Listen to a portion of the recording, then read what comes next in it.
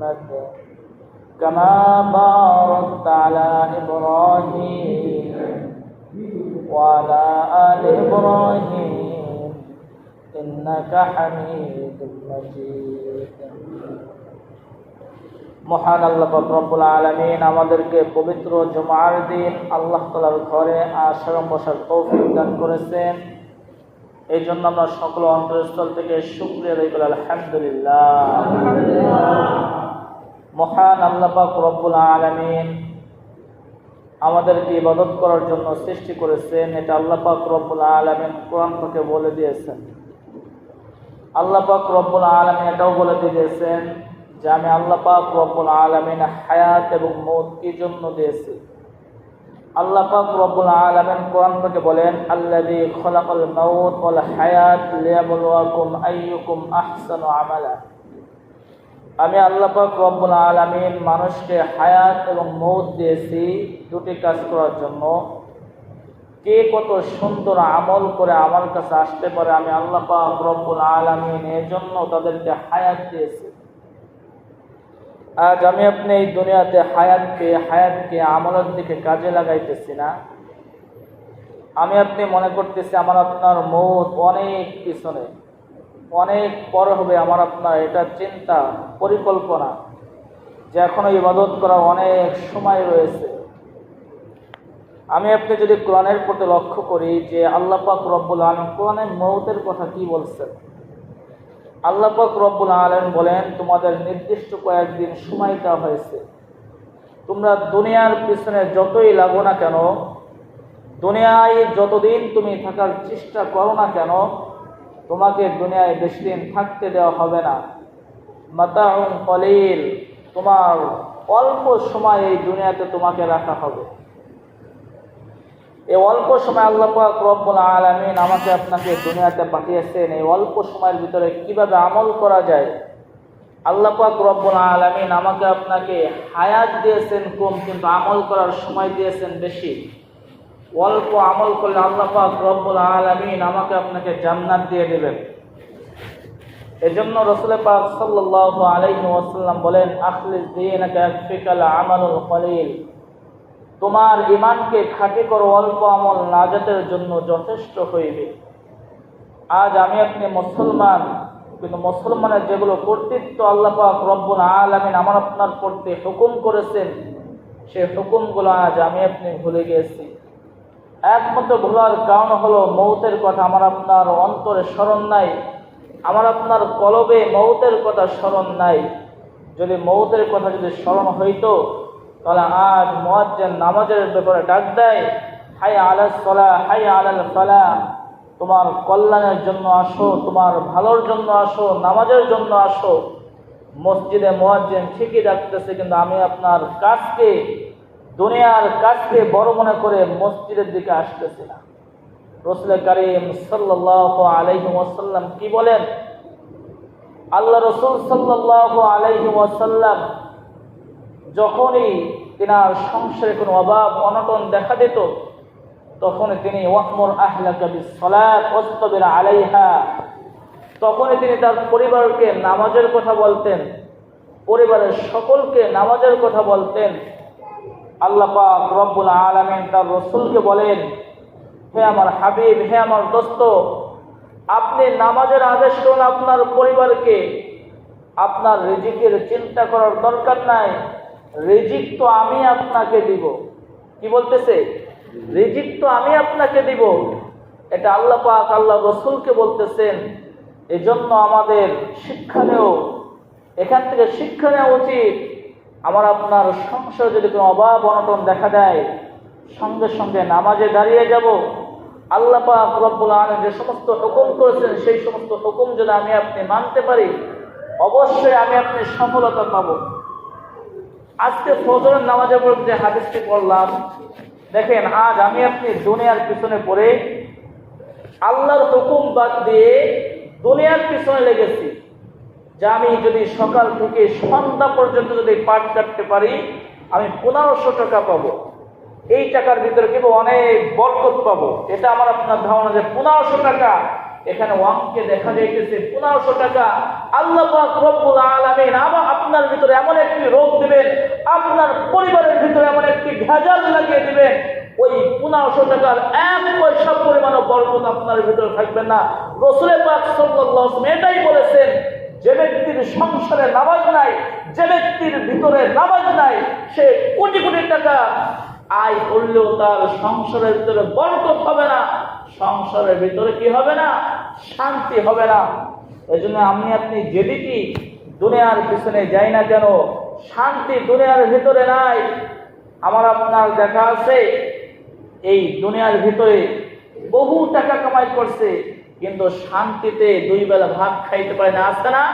অনেক আছে। ব্যাংকে টাকা রাখা আছে, গরুর গোশ খাওয়া মানা, ইলিশ মাছ খাওয়া মানা, একই সমস্যা, এই অ্যালার্জির সমস্যা, ওই খালে ও হয়, এ খালে ও হয়, অনেক রোগ ব্যাধি।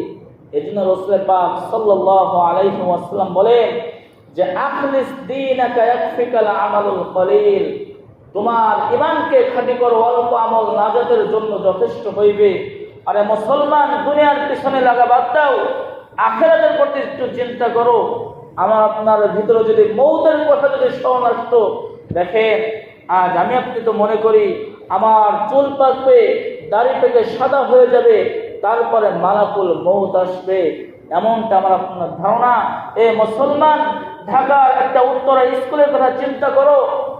তার গার্জিয়ানরা, পিতামাতা সকালবেলা ছোট ছোট সন্তানকে গোসল করে স্কুলে দিয়ে এসেছে, যে আমার সন্তান আবার 1টার সময় বাড়িতে ফেরত আসবে। ছোট ছোট মাসুম বাচ্চা, তাদের দুনিয়াতে কোনো গুনাহ নাই, তাদের একেবারেই গুনাহে তারা নিষ্পাপ। কিন্তু যখন নাকি 1টা বেজে 12 মিনিট হলো, আল্লাহ পাক রব্বুল আলামিন তাদের প্রতি মালাকুল মউতকে পাঠিয়ে দিলেন। একটা যুদ্ধ বিমা ওই স্কুলে পরে সে করলো, শত শত বাচ্চা মারা গেল সেকেন্ডের ভিতরে। এ মুসলমান, তাদেরও তো অনেক স্বপ্ন ছিল, আমি একজন ইঞ্জিনিয়ার হব, আমি একজন ডাক্তার হব, আমি একজন সেনা অফিসার হব, পুলিশ অফিসার হব, আমি একজন রাষ্ট্র চালাবো, আমি ক্ষমতাবান ব্যক্তি হব, আমি একজন ডাক্তার হব। তাদের সমস্ত আশা ভরসা 1 সেকেন্ডের ভিতরে শেষ হয়ে গেছে, 1 সেকেন্ডের ভিতরে শেষ হয়ে গেছে। তাদের কাছে মালাকুল মউত চলে এসেছে। এজন্য আল্লাহ পাক রব্বুল আলামিন বলেন, তোমাদেরকে অল্প সময় দেওয়া হয়েছে, এই অল্প সময়ের ভিতরে তোমরা যদি আমল করতে পারো, তোমরা যদি খাঁটি ঈমান এনে যদি কিছু আমল করতে পারো, আল্লাহ পাক রব্বুল আলামিন তোমাদের জন্য জান্নাত ঠিক করে রেখেছেন। আমার আপনার জন্য জান্নাতে যাওয়া খুবই সহজ। অন্য নবীদের উম্মতের প্রতি অনেক ইবাদত ছিল, তাদের প্রতি ফরজ ছিল। রোজার ব্যাপারে দেখেন, 24 ঘন্টা তো খাওয়াই যাবে না, কথাও বলা যাবে না, কিন্তু আমার আপনার জন্য কি করছেন?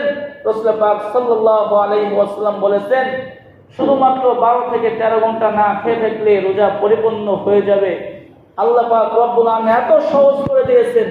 50 ওয়াক্ত নামাজ আমার আপনার প্রতি ফরজ করেছিল, সমস্ত নামাজ বাদ দিয়ে মাত্র 5 ওয়াক্ত নামাজ আমার আপনার প্রতি ফরজ করেছেন।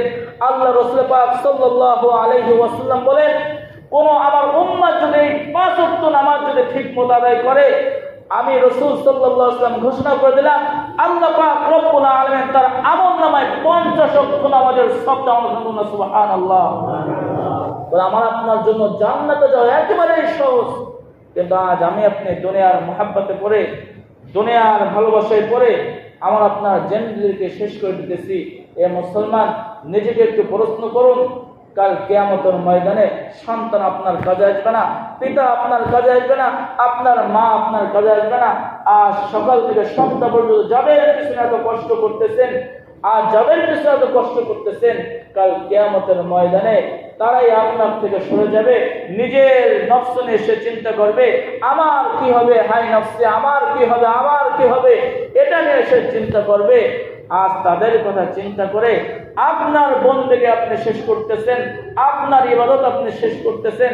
কাল কিয়ামতের ময়দানে বলবেন, যোগ আল্লাহ, দুনিয়াতে আমার অনেক সন্তান ছিল, দুনিয়াতে আমি অনেক ভেজালে বেঁধেছিলাম, আমার সংখ্যা অনেক বড় ছিল, আমি এই জন্য আপনার ইবাদত করতে পারি নাই। আল্লাহ পাক রব্বুল আলামিন সঙ্গে সঙ্গে উত্তর দেবে, তুমি কার কাছে কি বলতেছো? তুমি কি ফিরাউনের কথা শোনো নাই? ফিরাউন নিজেকে খোদা দাবি করছিল, তার ঘরে যে স্ত্রী ছিল আসিয়া, একজন কাফেরের ঘরে হয়ে একজন খোদা দাবি করছে, তার স্ত্রী সে আমার অনুগত্য করলো। আজ তো তুমি মুসলমানের ঘরে জন্মগ্রহণ করছিলা, তোমার স্ত্রী তোমাকে বাধা দিত না নামাজের ব্যাপারে, তোমার সন্তান তোমাকে নামাজের ব্যাপারে বাধা দিত না, তুমি সেখানেও নামাজ পড়ো নাই। আজ তুমি আমাকে দুনিয়ার কথা শোনাইতেছো, যাও, তোমার কথা শোনা হবে না। সুম্মুম বুকমুন উমুয়ুন ফাহুম লা ইয়ারজিউন, সেদিন আমাদের চক্ষুগুলো বন্ধ করা দিতে হবে, মুখগুলো বন্ধ করা দিতে হবে, জবান দিয়ে আওয়াজ করতে চাইলেও আওয়াজ করতে পারবেন না। আল্লাহ পাক রব্বুল আলামিন আপনার আওয়াজ শুনবেন না, শুনবেন নাকি? দুনিয়াতে বোবা মানুষের আওয়াজকে শোনা যায়? বোবা মানুষ যতই যা বলতে চাক না কেন, আমাকে আপনাকে বুঝাইতে পারবে না। ঠিক কাল কিয়ামতের ময়দানে আপনি আল্লাহর নাফরমানি দুনিয়াতে করতেছেন, আল্লাহ পাক রব্বুল আলামিন আপনার কথা শুনবেন না, আপনাকে বধির বানিয়ে রাখবেন, আপনাকে জবান বন্ধ করে রাখবেন। এজন্য মুসলমান মালাকুল মউত আসায় যদি আমি আপনি যদি ভালো হয়ে যাই, আল্লাহ পাক রব্বুল আলামিন অবশ্যই আমার আপনার জীবনের গুনাহ মাফ করবেন। আজকে 5 ওয়াক্ত নামাজ পড়বো তো ইনশাআল্লাহ। আল্লাহ তাআলা বলেছেন যে নামাজ পড়লেই বরকত। আজ আমরা যারা রিজিকের পেছনে দৌড়াইতেছি, আল্লাহ তাআলা বলেন ওয়াকমুর আহলাকা বিসসালাত, আপনার পরিবারকে আপনি নামাজের কথা বলেন।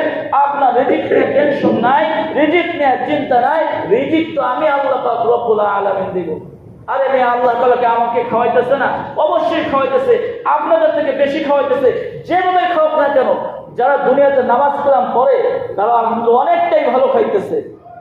আপনি দেখেন, খোঁজ খবর নিয়ে দেখেন, অনেকটাই ভালো খাইতেছে। বর্তমান তো এমন একটা হয়েছে যে না খাইলেই সমস্যা। আল্লাহ পাক রব্বুল আলামিনের জন্য যদি নামাজ কালাম ঠিক মতো আদায় করেন, আল্লাহ পাক রব্বুল আলামিন একজনের মাধ্যমে একজনকে খাওয়াবেন। এই জন্য রিজিক নিয়ে তো চিন্তা করার দরকার নাই। আপনি চিন্তা করতেছেন আমি যদি কামাই ঠিক মতো না করি আমার সংসার চলবে কিভাবে?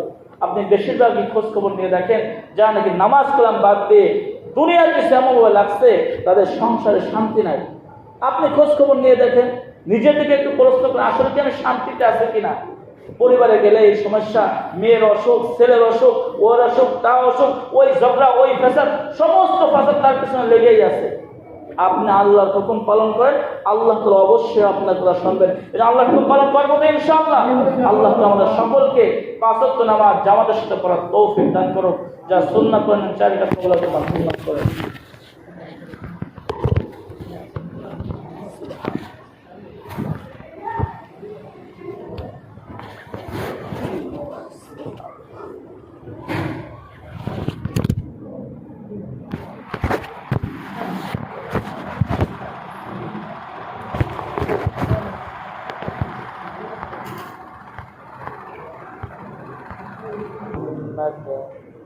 كما باركت على إبراهيم وعلى آل إبراهيم إنك حميد مجيد।